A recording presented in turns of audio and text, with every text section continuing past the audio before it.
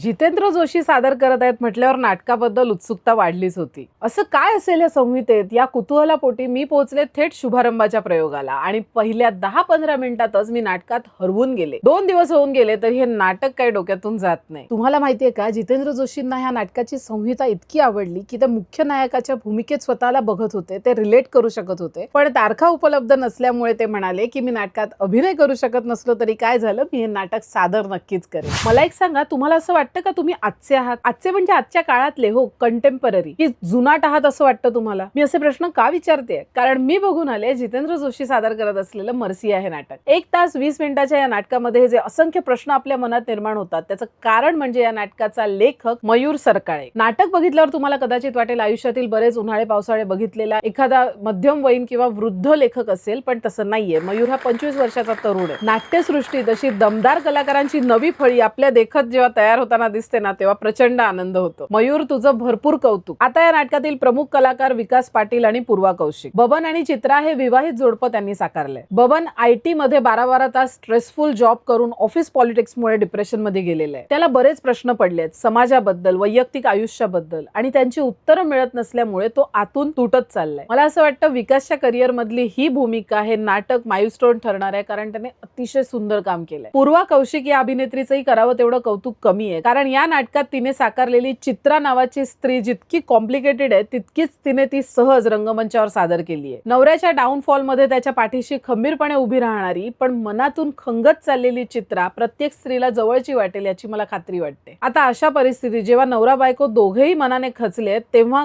कोण कोणाला सावरणार या प्रश्नाचं उत्तर मिळवत असतानाच त्यांच्या घरी येतात पाहुणे. या पाहुण्यांच्या गमती जमती तुम्ही नाटकातच अनुभवा, पण मी एवढंच सांगेन की हे पाहुणे समाजाचं प्रतिकात्मक दर्शन घडवतात आणि श्रेयस वैद्य आणि अमृता कुलकर्णी यांनी जीव ओतलाय या भूमिकेत. नाटकाचे दिग्दर्शक मंगेश सातपुते यांना अनेक धन्यवाद ही संहिता रंगमंचावर आणण्याचं धाडस केल्याबद्दल. शुभारंभाच्या प्रयोगाला मिळालेल्या उदंड प्रतिसादाप्रमाणेच या नाटकाच्या पुढील प्रयोगांनाही प्रेक्षकांचं प्रेम मिळावं अशी सदिच्छा मी व्यक्त करते.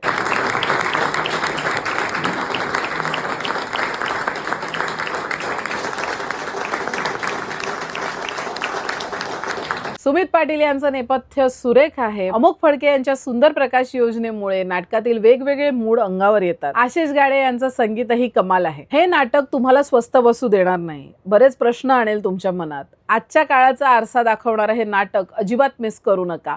मर्सिया. धन्यवाद.